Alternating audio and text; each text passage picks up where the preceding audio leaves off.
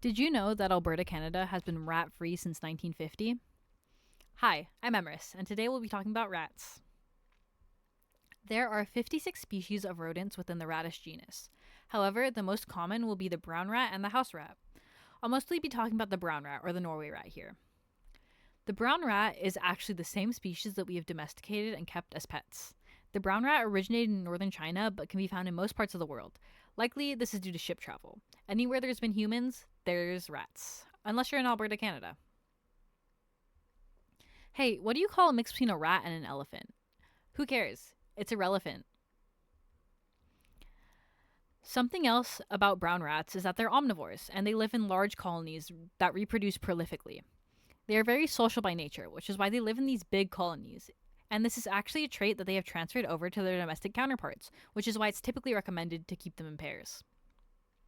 Also, did you know that rats never share a squeak Fun facts section, and these ones are real. Rats are rodents, and this comes with a trait that means their teeth grow indefinitely, their whole lives. Can you imagine that? Your teeth are just always growing instead of falling out and being replaced as you get older, just growing forever and ever. Because of this, they have to gnaw on harder things to keep their teeth filed down, or else their teeth will grow so large that they actually can't open their mouths to eat any food. Rats also have REM sleep like humans, which means it's very likely that they dream, probably about cheese. Pet rats get sad when they're kept on their own. As I mentioned previously, they gained that social trait from their wild counterparts, and so it really is best to keep them in pairs or in multiples. Also, there's an imprint of a rat in a Chicago sidewalk that was a really decently known tourist spot. And rats can have curly fur. Did you know that you're never more than 5 feet away from a rat? Of course not. I made that up. That's why you can't trust everything you see on the internet. So, because of their omnivorous tendencies, rats can be incredibly destructive. They can and will eat basically anything, but times 100 because they live in these huge colonies and they keep having babies.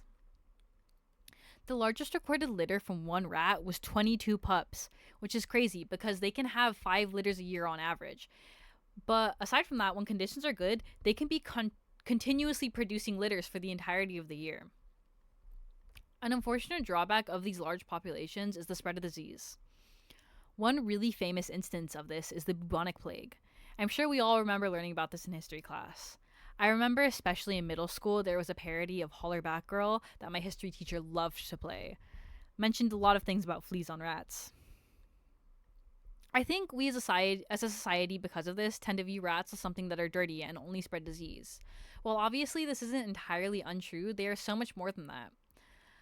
I think there are also a lot of other animals that are suffering from this kind of oversimplified viewpoint. Things like coyotes or eagles or vultures. My goal with this channel and hopefully this series is to give people a more well rounded perspective on animals. I think a whole lot of people would be more empathetic to rats if they knew that they could giggle or that scientists did an experiment that proved rats could feel empathy.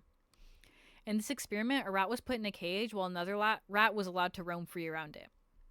In every instance of this experiment, the rat would free its companion, and when presented with food as well as a trapped companion, the rat would always share its treats or save its treats for the trapped companion.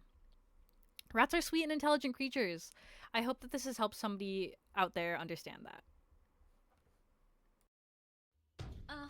It's the plague, gonna kill you in a few days. A pandemic so severe, Black Death caused such horror and fear, and there ain't no cure for that, girl. You'll be dead in no time flat, girl. You get acrown necrosis from the Yersinia pestis, and it makes your tongue a black, girl. Gonna bury you out and back, girl. Fleas on rats, fleas on rats. Fleas on rats, fleas on rats. Fleas on rats, fleas on rats. Fleas on rats, fleas on rats.